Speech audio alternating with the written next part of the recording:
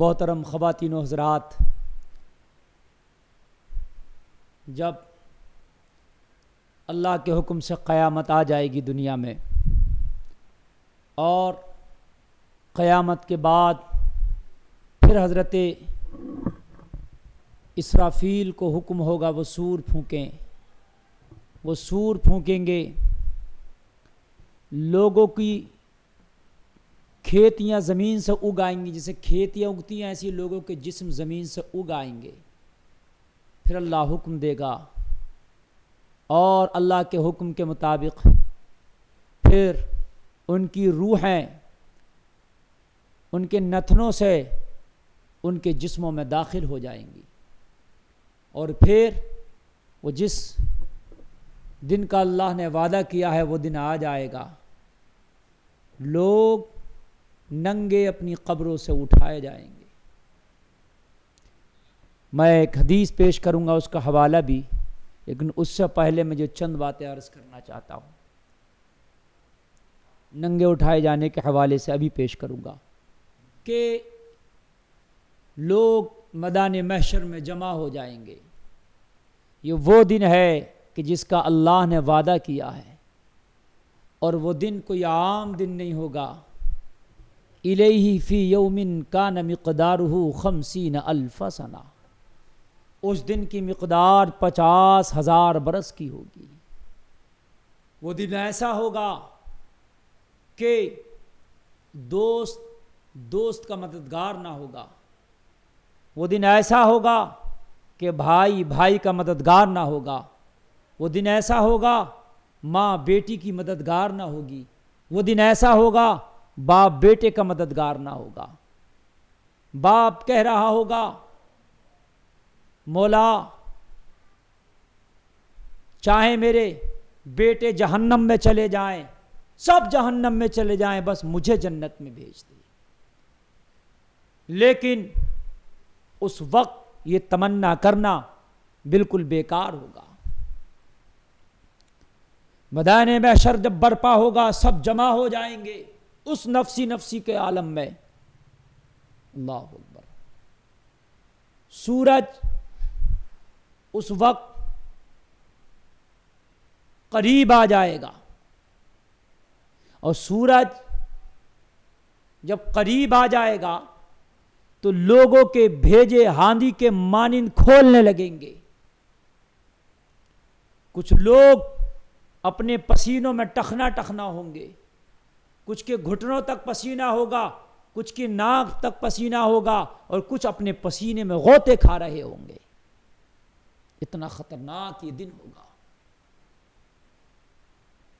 پیاس کی شدت سے ہونٹ لٹک کے نیچے ٹخنوں میں لگنے لگیں گے، ہونٹ لٹک جائیں گے، ایک پرسان حال نہ ہوگا کسی کا کوئی۔ جہنم کو لایا جائے گا، اور لا کر کے دکھایا جائے گا جہنم کو، یہ ہے تمہارا ٹھکانہ۔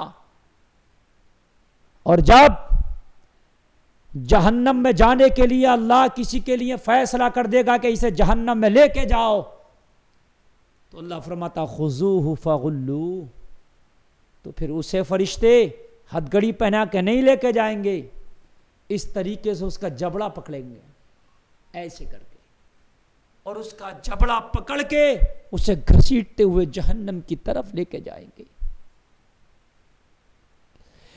ایک فرشتہ نہیں، 70,000 فرشتے اس ایک جہنمی کو گھسیٹ کر جہنم کی طرف لے کے جا رہے ہوں گے۔ اللہ اکبر۔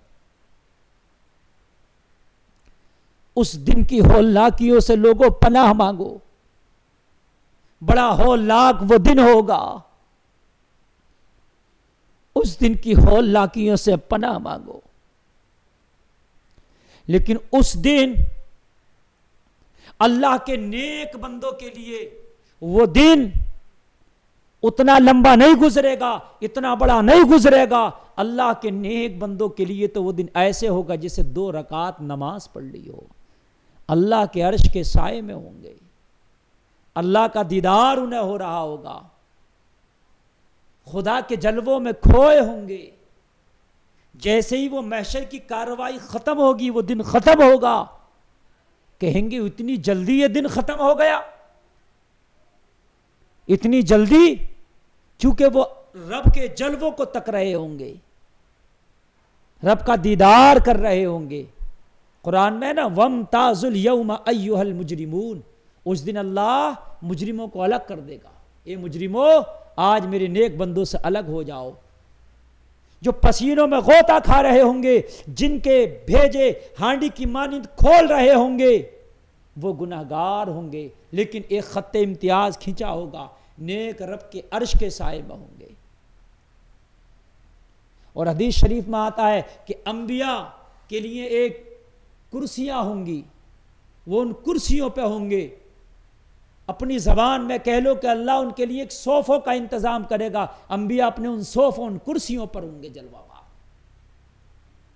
اور اولیاء، جو اولیاء کی جماعت ہے، وہ موتیوں کے ٹیلوں پر ہوں گے، اللہ ان کے لیے اس دن موتیوں کے ٹیلے عطا کرے گا۔ اولیاء کی جماعت موتیوں کے ٹیلوں پر ہوگی، انبیاء ان کرسیوں پر ہوں گے، اللہ جو ان کو عطا کرے گا، اور ہمارے نبی، نبیوں کے نبی امام الانبیاء کو اللہ مقام محمود عطا کرے گا، وہ نبی کا مقام ہے۔